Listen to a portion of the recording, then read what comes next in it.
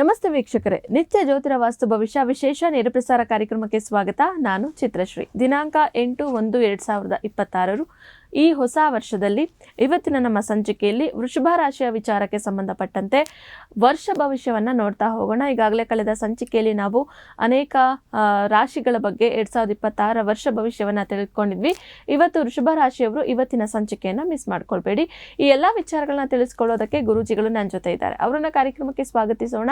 ಖ್ಯಾತ ಜ್ಯೋತಿಷ್ಯರು, ಖ್ಯಾತ ಸಂಖ್ಯಾಶಾಸ್ತ್ರಜ್ಞರು ಮತ್ತು ಪಂಚಭೂತ ವಾಸ್ತು ತಜ್ಞರಾದ ಶ್ರೀ ಮಂಜುನಾಥ್ ಗುರೂಜಿಗಳು. ಗುರುಜಿ ನಮಸ್ತೆ, ಕಾರ್ಯಕ್ರಮಕ್ಕೆ ಸ್ವಾಗತ. ಆದಿತ್ಯಾಯ ಚ ಸೋಮಾಯ ಮಂಗಳಾಯ ಬುಧಾಯ ಚ ಗುರು ಶುಕ್ರ ಶನಿರ್ಭಾಯ ಚ ರಾಹುವೇ ಕೇತುವೇ ನಮಃ. ಗುರುಜಿ, ವೃಷಭ ರಾಶಿಯ ವಿಚಾರಕ್ಕೆ ಸಂಬಂಧಪಟ್ಟಂತೆ ಪ್ರಮುಖವಾಗಿ ಈ ವರ್ಷ ಗ್ರಹ ಗೋಚಾರ ಯಾವ ರೀತಿಯಾಗಿದೆ, ಪ್ರಮುಖವಾಗಿ ಯಾವ ಯಾವ ಗ್ರಹ ಗೋಚಾರ ಜರುಗುವಂಥದ್ದು? ನೋಡಿ, ತುಂಬ ವಿಶೇಷವಾಗಿ ವೃಷಭ ರಾಶಿಯವರಿಗೆ ಈ ವರ್ಷದಲ್ಲಿ ಅತ್ಯಂತ ಪ್ರಮುಖ ಕಾಲಘಟ್ಟದಲ್ಲಿ ಇರುವಂಥದ್ದು. ಯಾಕಂದರೆ ಈ ವರ್ಷ ಗುರು ಬದಲಾವಣೆ ಆಗ್ತಾ ಇರುವಂಥದ್ದು. ಗುರು ಭಗವಾನರು ವೃಷಭ ರಾಶಿಯವರಿಗೆ ಪ್ರಸ್ತುತ ದ್ವಿತೀಯ ಭಾವದಲ್ಲಿದ್ದು ಗುರುಬಲ ಸ್ಥಿತಿಯಲ್ಲಿದ್ದು ತೃತೀಯ ಭಾವಕ್ಕೆ ಹೋಗುವಂಥದ್ದು. ಜೂನ್ ನಂತರದಲ್ಲಿ, ಜೂನ್ 2ನೇ ತಾರೀಕು ನಂತರ ಸ್ವಲ್ಪ ಗುರುಬಲ ಕುಗ್ತಾ ಇರುವಂಥದ್ದು.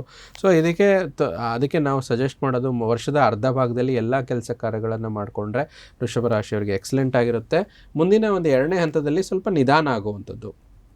7ನೇ ತಾರೀಕು ನಂತರ ರಾಹು ಕೇತು ಬದಲಾವಣೆ ಆಗ್ತಿರುವಂಥದ್ದು.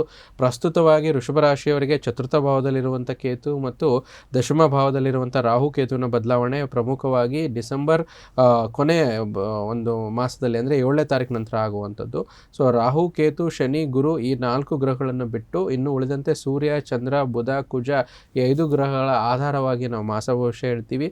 ಈ ರೀತಿ ಒಂದು ವರ್ಷದ ಬದಲಾವಣೆ ಅಂತ ಹೇಳ್ತೀವಿ. ಮತ್ತು ನಮ್ಮ ಬದಲಾದ ಕಾಲಘಟ್ಟದಲ್ಲಿ ವರ್ಷದ ಒಂದು ಪ್ರಾರಂಭ 1ನೇ ತಾರೀಕಿನಿಂದ ಡಿಸೆಂಬರ್ 31ನೇ ತಾರೀಕುವರೆಗೂ ವರ್ಷಫಲ ಇರುವಂಥದ್ದು. ಆದರೆ ನಮಗೆ ಪ್ರತಿ ವರ್ಷದಂತೆ ನಮ್ಮ ಒಂದು ಹಿಂದೂ ಸನಾತನ ಪಂಚಾಂಗದ ಪ್ರಕಾರ ಯುಗಾದಿ ಹೊಸ ವರ್ಷ ಅಂತ ಹೇಳ್ತೀವಿ. ಯಾಕಂದರೆ ಚೈತ್ರ ಮಾಸದಲ್ಲಿ ಬರುವಂಥ ಯುಗಾದಿ ಹಬ್ಬ ಏನಾಗಿರುತ್ತೆ ಅಂದರೆ ಒಂದು ಗಿಡ ಮರಗಳ ಚಿಗುರುವಿಕೆ ಆಗುವಂಥದ್ದಾಗಿರ್ಬೋದು, ವಾತಾವರಣದಲ್ಲಿ ಬದಲಾವಣೆ, ಹಬ್ಬಕ್ಕೆ ಹೊಸ ಬಟ್ಟೆ ಧರಿಸುವಂಥದ್ದು, ದೇವಸ್ಥಾನಕ್ಕೆ ಹೋಗುವಂಥದ್ದು, ಪಂಚಾಂಗ ಶ್ರವಣ ಮಾಡೋದು, ಈ ರೀತಿ ಹಲವಾರು ವಿಚಾರಗಳಲ್ಲಿ ಹಬ್ಬಕ್ಕೆ ಮಹತ್ವ ಇರುವಂಥದ್ದು. ಆದರೆ ಈ ಒಂದು ಬದಲಾವಣೆ, ಈ ಒಂದು ಗುರು ಗ್ರಹ ಮತ್ತು ಉಳಿದಿರೋಂಥ 4 ಗ್ರಹಗಳ ಬದಲಾವಣೆ, ಹೊಸ ವರ್ಷದ ಆಚರಣೆ, ಈ ರೀತಿ ಒಂದು ಫಲಗಳು ವೃಷಭ ರಾಶಿಯವರಿಗೆ ಜರುಗುವಂಥದ್ದು. ಗುರುಜಿ, ಇನ್ನು ಮುಂದುವರೆದು ನೋಡೋದಾದ್ರೆ 8 ಅಂಶಗಳಲ್ಲಿ ಮೊದಲನೇದು ನಾವು ಶಿಕ್ಷಣವನ್ನ ತೆಗೆದುಕೊಳ್ಳೋಣ. ವೃಷಭ ರಾಶಿಯವರಿಗೆ ಶಿಕ್ಷಣಕ್ಕೆ ಸಂಬಂಧಪಟ್ಟಂತೆ ಈ ವರ್ಷ ಗ್ರಹಗಳ ಪ್ರಭಾವ ಯಾವ ರೀತಿಯಾಗಿದೆ, ಅನುಕೂಲತೆಗಳು ಎಷ್ಟು ಮಟ್ಟಿಗೆ ಸಿಗ್ತಾ ಇದೆ? ನೋಡಿ, ತುಂಬ ಶಿಕ್ಷಣದ ವಿಚಾರದಲ್ಲಿ ವೃಷಭ ರಾಶಿಯವರಿಗೆ ಮೊದಲನೇ ಅರ್ಧ ಭಾಗದಲ್ಲಿ ತುಂಬ ಚೆನ್ನಾಗಿರುತ್ತೆ. ಕೆಳ ಹಂತದಿಂದ ಹೋದರೆ SSLC ಆಗಿರ್ಬೋದು, PUC ಆಗಿರ್ಬೋದು, ಡಿಗ್ರಿ, ಪೋಸ್ಟ್ ಗ್ರ್ಯಾಜುಯೇಷನ್ನು, PhD ಎಜುಕೇಷನ್ನು ಅಥವಾ ಕಾಂಪಿಟೇಟಿವ್ ಎಕ್ಸಾಮ್ಸ್ ತಾವೇನಾದ್ರು ಬರಿತಾ ಇದ್ದರೆ ಅದಕ್ಕೂ ಕೂಡ ಒಂದು ಯಶಸ್ಸು. ಜೂನ್ 2ನೇ ತಾರೀಕು ಒಳಗಡೆ ತುಂಬ ಸಕ್ಸಸ್ ಇದೆ. ಎಲ್ಲದರಲ್ಲೂ ದಿಗ್ವಿಜಯ ಪ್ರಾಪ್ತಿಯಾಗುತ್ತೆ. ಸ್ವಲ್ಪ ಗುರು ಭಗವಾನರ ಬದಲಾವಣೆ, ಗುರುಬಲ ಕುಗ್ಗೋದ್ರಿಂದ ದ್ವಿತೀಯಾಧಿಪತಿಯಾದ ಗುರು ದ್ವಿತೀಯ ಸ್ಥಾನದಲ್ಲಿಂದ ತೃತೀಯ ಸ್ಥಾನಕ್ಕೆ ಜೂನ್ 2ನೇ ತಾರೀಕು ನಂತರ ಮೂವ್ ಆಗೋದ್ರಿಂದ ಸ್ವಲ್ಪ ನಿಮ್ಮ ಆವಾಗ ವಿದ್ಯಾಭ್ಯಾಸದಲ್ಲಿ ಸ್ವಲ್ಪ ಕಡಿಮೆ ಅಂಕಗಳಾಗಿರ್ಬೋದು, ಕುಗ್ಗುವಂಥದ್ದು. ಆದರೆ ನಿಮ್ಮ ಪರೀಕ್ಷೆಗೆ ನಿಮ್ಮ ಡಬಲ್ ಪ್ರಯತ್ನ ಪಟ್ಟರೆ ನಿಮಗೆ ಚೆನ್ನಾಗಿರುತ್ತೆ. ಆದರೆ ಚಿಂತೆ ಇಲ್ಲ, ಇದೊಂದು ಗೋಚಾರ ಫಲ ಅಷ್ಟೇ. ನಿಮ್ಮ ಮೂಲ ಜಾತಕದಲ್ಲಿ ನಿಮ್ಮ ರಾಶಾಧಿಪತಿ ಶುಕ್ರ ಮತ್ತು ಗುರು ಮತ್ತು ಬುಧ ಗ್ರಹ ಬದಲಾವಣೆ ಒಂದು ಬಲವಾಗಿತ್ತು ಅಂತಂದರೆ ಯಾವುದೇ ಬದಲಾವಣೆ ನಿಮಗೆ ಸಮಸ್ಯೆ ಕೊಡೋದಿಲ್ಲ.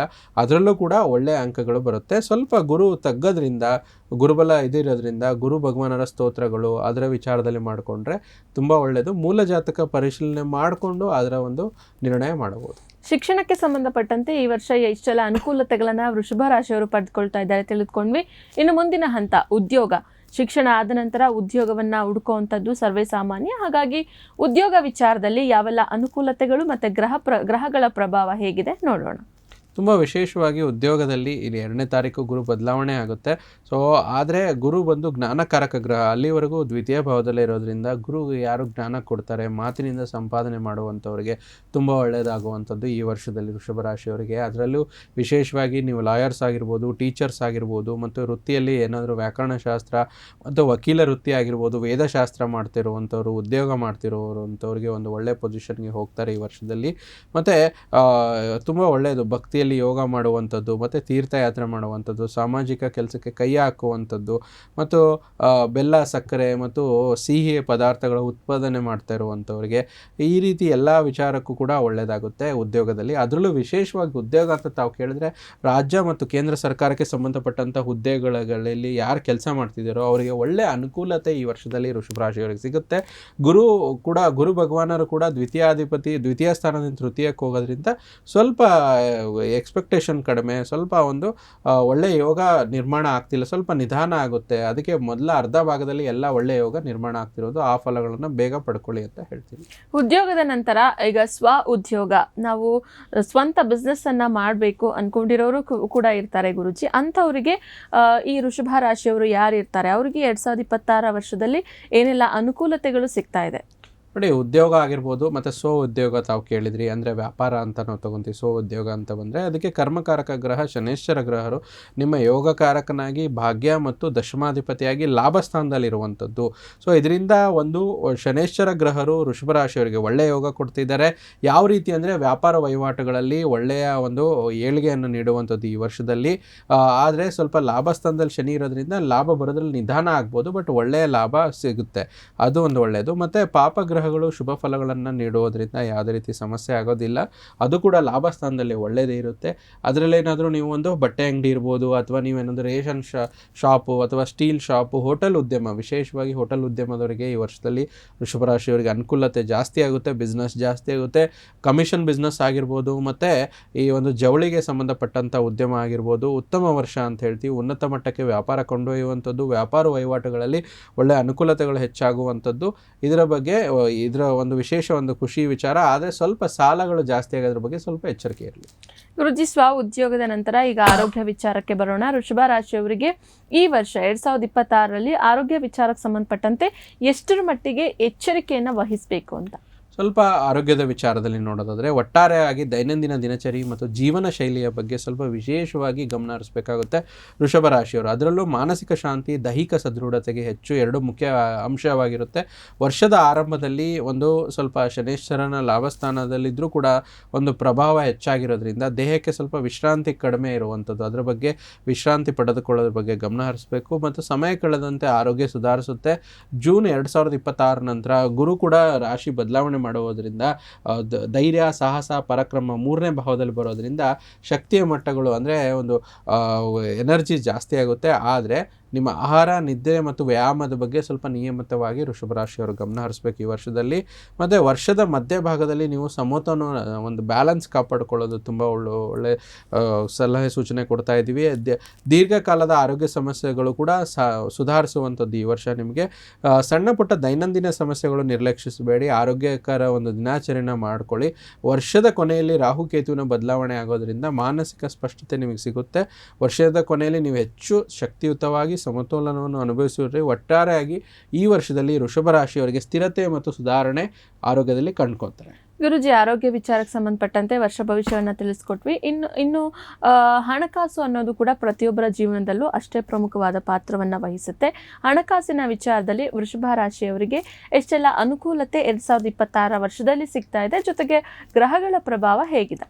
ನೋಡಿ, ಆರ್ಥಿಕ ವಿಚಾರಗಳಲ್ಲಿ ಹೆಚ್ಚು ಲಾಭಕಾರಿಯಾಗಿದೆ. ಹಣಕಾಸಿನ ಯೋಜನೆಗಳಾಗಿರ್ಬೋದು ಪರಿಣಾಮಕಾರಿಯಾಗಿ ಕಾರ್ಯಗತಗೊಳಿಸಲು ಇದು ಒಳ್ಳೆಯ ವರ್ಷ ಅಂತ ಹೇಳ್ತೀವಿ. ಅದರಲ್ಲೂ ಕೂಡ ಜೂನ್ 2026 ನಂತರ ಸ್ವಲ್ಪ ಗುರುವಿನ ಪ್ರಭಾವ ತಗ್ಗೋದ್ರಿಂದ ಅಲ್ಲಿ ಸ್ವಲ್ಪ ಆರ್ಥಿಕ ಬೆಳವಣಿಗೆ ಕುಂಠಿತ ಆಗ್ಬೋದು. ಅಲ್ಲಿವರೆಗೂ ನೀವೇನಾದರೂ ಇನ್ವೆಸ್ಟ್ಮೆಂಟ್ ಇದ್ದರೆ ಏನಿದ್ರು ವರ್ಷದ ಮೊದಲೇ ಭಾಗದಲ್ಲಿ ಮುಗಿಸ್ಕೊಂಡ್ಬಿಡಿ. ಮತ್ತು ವರ್ಷವಿಡೀ ವೃಷಭ ರಾಶಿಯವರಿಗೆ ಶನಿಯ ಸ್ಥಾನವು ಲಾಭ ಸ್ಥಾನದಲ್ಲಿರೋದ್ರಿಂದ ಶಿಸ್ತು ಮತ್ತು ಜವಾಬ್ದಾರಿಯಿಂದ ಮುಂದುವರಿಯಲು ಒಂದು ಅನುವು ಮಾಡಿಕೊಡುವಂಥ ಆರ್ಥಿಕ ವರ್ಷವಾಗಿದೆ. ಗುರುಜಿ, ಇನ್ನು ದಾಂಪತ್ಯಕ್ಕೆ ಬರೋಣ. ಪ್ರೀತಿ, ಮದುವೆ ಈ ವಿಚಾರಕ್ಕೆ ಸಂಬಂಧಪಟ್ಟಂತೆ ವೃಷಭ ರಾಶಿಯವರಿಗೆ ಹೇಗೆಲ್ಲ ಅನುಕೂಲತೆಗಳು ಸಿಗ್ತಾ ಇದೆ? ನೋಡಿ, ವೈವಾಹಿಕ ಜೀವನದಲ್ಲಿ 2026ರಲ್ಲಿ ಸ್ವಲ್ಪ ಒತ್ತಡ ಉಂಟಾಗ್ಬೋದು. ನಿಮ್ಮ ಸಮಯ ಪ್ರಜ್ಞೆ ಮತ್ತು ನಿಮ್ಮ ಸಂಗಾತಿಯೊಂದಿನ ಹೊಂದಾಣಿಕೆ ಮಾಡಿಕೊಳ್ಳಲು ಪ್ರಯತ್ನಿಸಿ. ಸಣ್ಣ ಪುಟ್ಟ ತಪ್ಪುಗಳನ್ನು ಆದಷ್ಟು ನಿರ್ಲಕ್ಷಿಸಿ, ಅಷ್ಟೊಂದು ದೊಡ್ಡದನ್ನಾಗಿ ಮಾಡಬೇಡಿ. ಬೇಗ ಕೋಪಗೊಳ್ಳುವಂಥದ್ದು, ಈ ಅವಧಿಯಲ್ಲಿ ನಿಮ್ಮ ತಾಳ್ಮೆ ಕೂಡ ಪರೀಕ್ಷೆ ಆಗುವಂಥದ್ದು ಈ ಒಂದು ವೃಷಭ ರಾಶಿಯವರಿಗೆ 2026ರಲ್ಲಿ. ಅದರ ವಿಚಾರದಲ್ಲಿ ಸ್ವಲ್ಪ ವೈವಾಹಿಕ ಜೀವನದಲ್ಲಿ ಸಾಮರಸ್ಯದ ಪರಿಸ್ಥಿತಿ ಇರುವಂಥದ್ದು. ನಿಮ್ಮೊಬ್ಬರ ನಡುವೆ ಉತ್ತಮ ತಿಳುವಳಿಕೆ ಇರಬಹುದು, ಆದರೆ ಮಕ್ಕಳ ಆರೋಗ್ಯ ಕೂಡ ಉತ್ತಮವಾಗಿರುವಂಥದ್ದು. ಸ್ವಲ್ಪ ಅದ್ರ ಬಗ್ಗೆ ಗಮನ ಹರಿಸಿ. ಬಿಸಿ. ಆದರೆ ಸ್ವಲ್ಪ ಆವಾಗವಾಗ ಸ್ವಲ್ಪ ಸಾಮರಸ್ಯ ಇದನ್ನು ಕೂಡಿಸ್ಕೊಂಡು ಇದ್ರ ಮೂಲಕ ಪರಸ್ಪರ ಒಂದು ಹೊಂದಾಣಿಕೆಯಿಂದ ಜೀವನ ನಡೆಸಬೇಕಾಗುತ್ತೆ ವೃಷಭ ರಾಶಿಯವರು ದಾಂಪತ್ಯ ವಿಚಾರದಲ್ಲಿ. ದಾಂಪತ್ಯ ಆಯಿತು. ಇನ್ನು ಸುಖ ದಾಂಪತ್ಯಕ್ಕೆ ಸಂತಾನ ಪ್ರಾಪ್ತಿ ಆಗಿರ್ಬೋದು, ಮನೆ ಕಟ್ಟುವಂಥ ವಿಚಾರದಲ್ಲಾಗಿರ್ಬೋದು, ನಿವೇಶನಕ್ಕೆ ತಗೊಳ್ಳೋವಂಥ ವಿಚಾರದಲ್ಲಾಗಿರ್ಬೋದು, ಹೇಗೆಲ್ಲ ಅನುಕೂಲತೆಗಳನ್ನು ಸಿದ್ಧಿಸ್ಕೊಳ್ತಾ ಇದ್ದಾರೆ, ಗ್ರಹಗಳ ಪ್ರಭಾವ ಯಾವ ರೀತಿಯಾಗಿದೆ ಗುರುಜಿ? ಸುಖ ದಾಂಪತ್ಯ ವಿಚಾರವಾಗಿ ಸ್ವಲ್ಪ ಪ್ರೇಮ ಜೀವನದಲ್ಲಿ ವಿಶೇಷ ಅನುಕೂಲಗಳು ಪ್ರೋತ್ಸಾಹಕವಾಗಿ ಒಂದು ವೃಷಭ ರಾಶಿಯವರಿಗೆ ಕಾಣ್ತಾ ಇದೆ. ಭಾವನಾತ್ಮಕ ಸ್ಥಿರತೆ ಮತ್ತು ತಿಳುವಳಿಕೆಯೊಂದಿಗೆ ಸಂಬಂಧಗಳು ಮುಂದಕ್ಕೆ ಸಾಗಿಸಲು ಈ ವರ್ಷ ನಿಮಗೆ ತುಂಬ ಸಹಾಯಕವಾಗಿದೆ. ಜೂನ್ 2026 ನಂತರ ಗುರುವಿನ ಪ್ರಭಾವ ತಗ್ಗೋದ್ರಿಂದ ಸ್ವಲ್ಪ ಸಂಬಂಧಗಳಲ್ಲಿ ಬಿರುಕು ಅಥವಾ ಸಂಬಂಧಗಳಲ್ಲಿ ಅಪನಂಬಿಕೆಗಳು ಜಾಸ್ತಿ ಆಗುತ್ತೆ. ಅದ್ರ ಬಗ್ಗೆ ಸ್ವಲ್ಪ ಗಮನವಿರಲಿ. ಆದರೆ ವರ್ಷವಿಡೀ ಒಂದು ವೃಷಭ ರಾಶಿಯವರಿಗೆ ಶನಿ ಸ್ಥಾನವು ಲಾಭ ಸ್ಥಾನದಲ್ಲಿರೋದ್ರಿಂದ ಸಂಬಂಧಗಳಲ್ಲಿ ಜವಾಬ್ದಾರಿ ಮತ್ತು ಪ್ರಬುದ್ಧತೆಯನ್ನು ಕೊಡುವಂಥದ್ದು. ಈ ವರ್ಷ ಅವಿವಾಹಿತರಿಗೆ ಉತ್ತಮ ವರ್ಷ, ಮದುವೆ ಆಗುವಂಥದ್ದು ಮತ್ತು ಸುಖ ದಾಂಪತ್ಯದ ವಿಚಾರವಾಗಿ ಸಂತಾನದ ಏನೇ ಇದ್ದರೂ ಮೊದಲನೇ ಅರ್ಧ ಭಾಗದಲ್ಲಿ ಸಂತಾನ ಆಗುವಂಥ ಎಲ್ಲ ನಿರೀಕ್ಷೆಗಳಿದೆ. ವರ್ಷದ ಇನ್ನೂ ಅರ್ಧ ಭಾಗ ಜೂನ್ 2 ನಂತರ ಕೂಡ ಆಗುತ್ತೆ. ಆದರೆ ನಿಮ್ಮ ಮೂಲ ಜಾತಕದಲ್ಲಿ ಸಂತಾನಕಾರಕ ಗುರು ಮತ್ತು ಪಂಚಮಾಧಿಪತಿಯಾದ ಬುಧ ಇದರ ಬಲ ಜಾಸ್ತಿ ಇರಬೇಕು. ವರ್ಷದ ಕೊನೆ ಹಂತದಲ್ಲಿ ಗುರು ಬಲ ಮುಗಿಯೋದ್ರಿಂದ ಮೊದಲನೇ ಅರ್ಧ ಭಾಗದಲ್ಲಿ ಎಲ್ಲವನ್ನು ಸುಖ ಒಂದು ಸಿಗುವಂಥದ್ದು ಕಾಣಿಸ್ತಾ ಇದೆ. ಗುರುಜಿ, ಯೋಗಗಳು ಅಂತ ಹೇಳಿ ತಗೊಂಡಾಗ ವೃಷಭ ರಾಶಿಯವರಿಗೆ ಈ ವರ್ಷ ಸಿಗ್ತಾ ಇರುವಂಥ ಯೋಗ ಏನು, ದೋಷಗಳೇನಾದರೂ ಕಾಣಿಸಿದ್ರೆ ಅದಕ್ಕೆ ಪರಿಹಾರ ಕ್ರಮಗಳೇನಾದರೂ ತಿಳಿಸ್ತೀರಾ? ಮಾಲ್ವ ಯೋಗ ಅನ್ನೋ ವಿಶೇಷ ಯೋಗ ಸಿಗ್ತಾ ಇರುವಂಥದ್ದು 2026ರಲ್ಲಿ ವೃಷಭ ರಾಶಿಯವರಿಗೆ ತುಂಬ ಒಳ್ಳೆಯದು ಅಂತ ಹೇಳ್ತೀವಿ. ಇದರಿಂದ ಧನ, ಸಂತಾನ, ಸ್ವಂತ ಮನೆ, ಶುಭ ಕಾರ್ಯ 4 ಕೂಡ ಕೊಡುವಂಥದ್ದು ಖಂಡಿತವಾಗಿ ವೃಷಭ ರಾಶಿಯವರಿಗೆ 2026ರಲ್ಲಿ ಸಿಕ್ಕೇ ಸಿಗುತ್ತೆ. ಸೊ ಆ ವಿಚಾರದಲ್ಲಿ ನಮ್ಮ ಚಾನಲಲ್ಲಿ ಯಾರು ವೀಕ್ಷಕರು ನೋಡ್ತಾರೆ ಅವ್ರು ಕಮೆಂಟ್ ಮಾಡ್ಬೋದು ಅವ್ರಿಗೆ ಸಿಕ್ಕ ನಂತರ. ಸೊ ಆ ಥರ. ಸೊ ಈ ದೋಷ ಅಂತ ಬಂದಾಗ ರಾಹುಕೇತು ದೋಷ ಪ್ರಮುಖವಾಗಿ ಬರುವಂಥದ್ದು. ಅದರ ಬಗ್ಗೆ ಸ್ವಲ್ಪ ಗಮನ ಇರಲಿ. ರಾಹುಕೇತುಕ್ಕೆ ಸಂಬಂಧಪಟ್ಟಂಥ ಕಾಳಹಸ್ತೀಶ್ವರ ಅಂತ ಏನು ಕ್ಷೇತ್ರ ಇದೆ, ತಿರುಪತಿ ಹತ್ರ ಬರುವಂಥ ಕ್ಷೇತ್ರ, ಅದಕ್ಕೆ ಒಂದು ಭೇಟಿ ದರ್ಶನ ಮಾಡಿದ್ರೆ ಅದು ಕೂಡ ತಗ್ಗುತ್ತೆ. ಮತ್ತು ಪರಿಹಾರ ಅಂತ ತಾವು ಕೇಳಿದ್ರಿ, ವೃಷಭ ರಾಶಿಯವರಿಗೆ ಆದಷ್ಟು ಒಂದು ಈ ವರ್ಷಂ ಪ್ರತಿ ಏನಂತ ಹೇಳ್ತೀವಿ, ಬುಧವಾರ ಲಲಿತಾ ಸಹಸ್ರನಾಮ ಜಪ ಮಾಡುವಂಥದ್ದು ಅಥವಾ ಲಲಿತಾ ಅಷ್ಟೋತ್ತರವನ್ನು ಹೇಳುವಂಥದ್ದು ತುಂಬ ಒಳ್ಳೆಯದು. ಮಂಗಳವಾರ ಆಗಲಿ ಬುಧವಾರ ಆಗಲಿ. ಮತ್ತು ಯಾವುದೇ ಸುಬ್ರಹ್ಮಣ್ಯಂಗೆ ಸಂಬಂಧಪಟ್ಟಂಥ ಕ್ಷೇತ್ರಗಳನ್ನು ಒಂದು ಭೇಟಿ ನೀಡುವಂಥದ್ದು, ದರ್ಶನ ಪಡ್ಕೊಳ್ಳುವಂಥದ್ದು. ಮತ್ತು ಆದಷ್ಟು ಈ ವರ್ಷ ಪ್ರತಿ ಯಾವಾಗಾದರೂ ಹುಣ್ಣಿಮೆಗಳಲ್ಲಿ, ಚತುರ್ಥಿಗಳಲ್ಲಿ, ಸಂಕಷ್ಟ ಚತುರ್ಥಿಗೆ ಒಂದು ಗಣಪತಿ ಹೋಮಗಳನ್ನು ಮಾಡುವಂಥದ್ದು, ಅದು ಕೂಡ ಯಾವುದೇ ಅಡೆತಡೆಗಳನ್ನು ದೂರ ಮಾಡುವಂಥದ್ದು. ಆದಷ್ಟು ದೇವಸ್ಥಾನದಲ್ಲಿ ಅರ್ಚಕರಿಗೆ ಒಂದು ಬಿಳಿ ಕಲರ್ ಒಂದು ಧೋತಿಯನ್ನು ಒಂದು 3 ಶುಕ್ರವಾರ ದಾನ ಮಾಡ್ತಾ ಬಂದರೆ ಅದರಿಂದ ನಿಮಗೆ ಒಳ್ಳೆಯ ಭಾಗ್ಯ ಲಭಿಸುತ್ತೆ. ನೋಡಿದ್ರಲ್ಲ ವೀಕ್ಷಕರೇ, ಇವತ್ತಿನ ನಮ್ಮ ಸಂಚಿಕೆಯಲ್ಲಿ ವೃಷಭ ರಾಶಿಯವರಿಗೆ 2026 ವರ್ಷದಲ್ಲಿ ಏನು ದೋಷ ಬರ್ತಾ ಇದೆ, ಯೋಗ ಏನು ಸಿಗ್ತಾ ಇದೆ, ದೋಷಗಳು ಬಂದಂತಹ ಸಂದರ್ಭದಲ್ಲಿ ಪರಿಹಾರ ಭಾಗವಾಗಿ ಏನು ಮಾಡ್ಕೊಳ್ಬೇಕು ಅಂತ ಹೇಳಿ ಗುರುಜಿಗಳು ಸಹ ತಿಳಿಸ್ಕೊಟ್ಟಿದ್ದಾರೆ. ಅದನ್ನು ಮಾಡ್ಕೊಳ್ಳಿ. ಗುರುಜಿ ಇಷ್ಟೊತ್ತು ಕೂಡ ನಮ್ಮ ಜೊತೆ ಇದ್ದು ನಮ್ಮ ವೀಕ್ಷಕರಿಗೆ, ಅದರಲ್ಲೂ ಕೂಡ ವೃಷಭ ರಾಶಿ ವಿಚಾರಕ್ಕೆ ಸಂಬಂಧಪಟ್ಟಂತೆ 2026 ಒಂದು ವರ್ಷ ಭವಿಷ್ಯ ಯಾವ ರೀತಿಯಾಗಿದೆ ಅಂತ ಹೇಳಿ ತಿಳಿಸ್ಕೊಟ್ಟಿದ್ದಾರೆ. ಗುರುಜಿ ಧನ್ಯವಾದಗಳು. ಸರ್ವೇ ಜನೋ ಸುಖಿನೋ ಭವಂತು, ಸಮಸ್ತ ಸನ್ಮಂಗಳಾನಿ ಭವಂತು. ನೋಡಿದ್ರಲ್ಲ, ಇವತ್ತಿನ ಈ ಸಂಚಿಕೆಯನ್ನು ಇಲ್ಲಿಗೆ ಮುಗಿಸ್ತಾ ಇದ್ದೀವಿ. ಮತ್ತೊಂದು ಸಂಚಿಕೆಯಲ್ಲಿ ಮತ್ತೊಂದು ರಾಶಿಯೊಂದಿಗೆ ಭೇಟಿಯಾಗೋಣ. ನೋಡ್ತಾ ಇರಿ ಪ್ರಗತಿ ಟಿವಿ, ಇದು ನಿಮ್ಮಿಂದ ನಿಮಗಾಗಿ.